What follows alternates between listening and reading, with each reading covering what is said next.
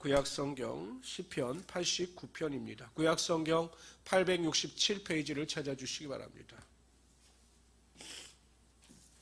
구약성경 867페이지 시편 89편입니다. 본 시편은 에스라인 에단의 마스길이라고 나오고 있습니다. 이 에단이 그래서 88편에 나오는 헤만과 형제간이다라고 보고 있습니다. 그리고 그래서 마찬가지로 솔로몬과 같은 동시대에 활동했던 인물로 보고 있습니다. 그리고 시편 89편이 지어진 배경에 대해서는 남유다 왕 르호보암 왕 때 애굽왕 시삭이 남유다를 침공합니다. 그래서 그 당시에 남유다가 풍전등화 같이 어려움에 처해 있을 때 이 헤만이 다윗 언약을 기억하면서 하나님께서 다윗과 맺은 언약을 기억하면서 하나님의 신실하심과 하나님의 도우심을 구하고 있는 시편이 바로 89편입니다. 그래서 그 다윗에 대한 언급, 다윗 언약에 대한 언급이 굉장히 많이 언급되고 있습니다. 우리 1절부터 좀 길지만 52절까지 우리 한 절씩 교독하도록 합니다. 내가 여호와의 인자하심을 영원히 노래하며 주의 성실하심을 내 입으로 대대히 알게 하리이다. 내가 말하기를 인자하심을 영원히 세우시며 주의 성실하심을 하늘에서 견고히 하시리라 하였나이다. 주께서 이르시되 나는 내가 택한 자와 언약을 맺으며 내 종 다윗에게 맹세하기를 내가 내 자손을 영원히 견고히 하며 내 왕위를 대대히 세우리라 하셨나이다. 여호와의 주의 귀한 일을 하늘이 찬양할 것이요 주의 성실도 거룩한 자들의 모임 가운데 찬양하리이다. 무릇 구름 위에서 능히 여호와와 비교할 자 누구며 신들 중에서 여호와 같은 자 누구리이까. 하나님은 거룩한 자의 모임 가운데서 매우 무수할 이시오며 둘러있는 모든 자 위에 더욱 두려워할 이시니이다. 여호와 만군의 하나님이여 주와 같은 능력 있는 이가 누구리이까. 여호와여 주의 성실하심이 주를 둘렀나이다. 주께서 바다의 파도를 다스리시며 그 파도가 일어날 때 잔잔하게 하시나이다. 주께서 라합을 죽임 당한 같이 깨뜨리시고 주의 원수를 주의 능력의 팔로 흩으셨느니라. 이 라합도 제가 애굽을 지칭한다고 말씀을 드렸습니다. 하늘이 주의 것이요 땅도 주의 것이라. 세계와 그 중에 충만한 것을 주께서 건설하셨나이다. 남북을 주께서 창조하셨으니 다볼과 헤르몬의 주의 이름으로 말미암아 즐거워하나이다. 주의 팔에 능력이 있사오며 주의 손은 강하고 주의 오른손은 높이 들리우셨나이다. 의와 공의가 주의 보좌의 기초라. 인자와 진실함이 주 앞에 있나이다. 즐겁게 소리칠 줄 아는 백성은 복이 있나니 여호와여 그들이 주의 얼굴빛 안에서 다니리로다. 그들은 종일 주의 이름 때문에 기뻐하며 주의 공의로 말미암아 높아지오니 주는 그들의 힘의 영광이시라. 우리의 뿔이 주의 은총으로 높아지리오니 우리의 방패는 여호와께 속하였고 우리의 왕은 이스라엘의 거룩한 이에게 속하였기 때문이시니이다. 그때 주께서 환산 중에 주의 성도들에게 말씀하여 이르시기를 내가 능력 있는 용사에게는 돕는 힘을 더하며 백성 중에서 택함 받은 자를 높였으되 내가 내 종 다윗을 찾아내어 나의 거룩한 기름을 그에게 부었도다. 내 손이 그와 함께 하여 견고하게 하고 내 팔이 그를 힘이 있게 하리로다. 원수가 그에게서 강탈하지 못하며 악한 자가 그를 견고하게 못하리이다. 내가 그의 앞에서 그 대적들을 박멸하며 그를 미워하는 자들을 치려니와 나의 성실함과 인자함이 그와 함께 하리니 내 이름으로 말미암아 그의 뿔이 높아지리로다. 내가 또 그의 손을 바다 위에 놓으며 오른손을 강들 위에 놓으리니 그가 내게 부르기를 주는 나의 아버지시요 나의 하나님이시요 나의 구원의 바위시라 하리로다. 내가 또 그를 장자로 삼고 세상 완들에게 지존자가 되게 하며 그를 위하여 나의 인자함을 영원히 지키고 그와 맺은 나의 언약을 굳게 세우며 또 그의 우선을 연구하게 하여 그의 왕위를 하늘의 날과 같게 하리로다. 만일 그의 자손이 내 법을 버리며 내 규례대로 행하지 아니하며 내 율례를 깨트리며 내 계명을 지키지 아니하면 내가 회초리로 그들의 죄를 다스리며 채찍으로 그들의 죄악을 벌하리로다. 지금의 모든 내용이 다윗의 언약입니다. 그러나 나의 인자함을 그에게서 다 거두지 아니하며 나의 성실함도 패하지 아니하며 내 언약을 깨뜨리지 아니하고 내 입술에서 낸 것은 변하지 아니하리로다. 내가 나의 거룩함으로 한번 맹세하였은즉 다윗에게 거짓말하지 아니할 것이라. 그의 후손이 장구하고 그의 왕위는 해같이 내 앞에 항상 있으며 또 궁창의 확실한 증인인 달같이 영원히 견고하게 되리라 하셨도다. 그러나 주께서 주의 기름 부은 자에게 놓아사 물리치셔서 버리셨으며 주의 종의 언약을 미워하사 그의 관을 땅에 던져 욕되게 하셨으며 그의 모든 울타리를 파괴하시며 그 요새를 무너뜨리셨으므로 길로 지나가는 자들에게 다 탈취를 당하며 그의 이웃에게 욕을 당하였나이다. 주께서 그의 대적들의 오른손을 높이시고 그들의 모든 원수들을 기쁘게 하셨으나 그의 칼날은 둔하게 하사 그가 전장에서 더 이상 버티지 못하게 하셨으며 그의 영광을 그치게 하시고 그의 왕위를 땅에 엎으셨으며 그의 젊은 난들을 짧게 하시고 그를 수치로 덮으셨나이다.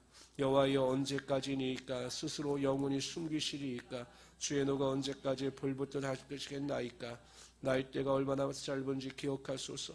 주께서 모든 사람을 어찌 그리 허무하게 창조하셨는지 누가 살아서 죽음의 날을 보지 아니하고 자기의 영혼을 소울의 황제에 건지리이까 주여 주의 성실함으로 다윗에게 맹세하신 그 전의 인자하심이 어디 있나이까 주는 주의 종들이 받은 비방을 기억하소서. 많은 민족이 비방이 내 품에 있사오니 여호와여 이 비방은 주의 원수들이 주의 기름 부음 받은 자의 행동을 비방한 것이로소이다.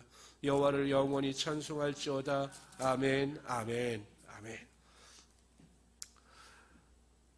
지금 민족의 위기 가운데 다윗의 언약을 기억하면서 이 헤만이라고 하는 이 시편 기자는 백성들에게 어떠한 올바른 믿음의 태도를 소유하는 것이 하나님의 은혜를 체험할 수 있는 길인가에 대하여 설명을 하고 있습니다. 하나님께서 물론 약속을 하셨습니다. 다윗과 약속을 하셔서 영원히 내 왕국을 보존하여 줄 것이다 라고 약속하셨습니다. 그러나 순종하지 아니할 땐 징계의 매를 드시겠다라고 또한 말씀하셨던 것입니다. 그래서 이 헤만은 백성들에게 그 애굽 시상왕의 위기 앞에서 어떠한 믿음의 태도를 취하는 것이 하나님의 축복과 영광을 얻는 길인가에 대하여 아주 간략하고 아주 강력하게 설명하고 있습니다. 그 내용이 15절부터 18절까지 나옵니다. 먼저 15절에 보면 즐겁게 소리칠 줄 아는 백성은 복이 있나니 여호와여 그들이 주의 얼굴 비단에서 다니리로다. 즐겁게 소리칠 줄 안다라고 하는 것은 감사함으로 하나님께 찬양할 줄 안다라는 것입니다. 그러니까 이스라엘 백성들이 지금 위기 가운데 빠져 있지만 그럼에도 불구하고 하나님께 감사하고 하나님께 찬양할 때 하나님께서 그들에게 복을 주시는데 그들이 주의 얼굴 비단에서 다니리로다. 하나님의 은혜와 보호하심 가운데 다니게 될 것이다 라고 말하고 있는 것입니다.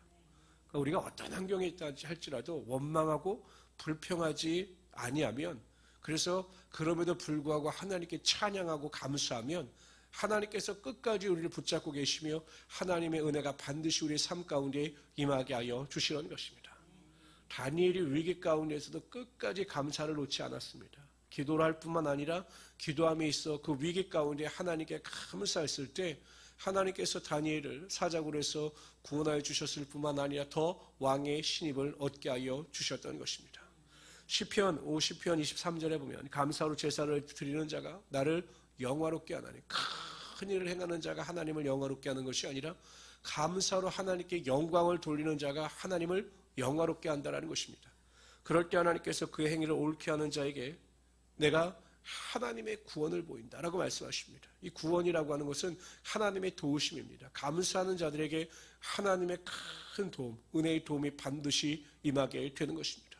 그래서 우리 성도님들은 우리가 인생을 살아가다 보면 어려움도 당하고 위기 가운데 처할 때도 많이 있습니다. 많이 있어요.